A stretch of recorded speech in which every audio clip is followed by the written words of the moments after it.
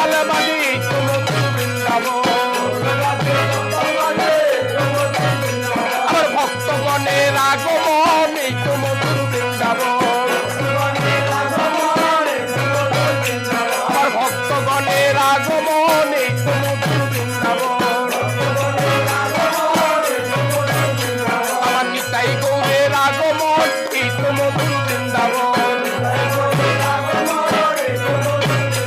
আমার অষ্ট সখীর আগমন এই তো মধুর বৃন্দাবন। আমার গোল বাজে করতাল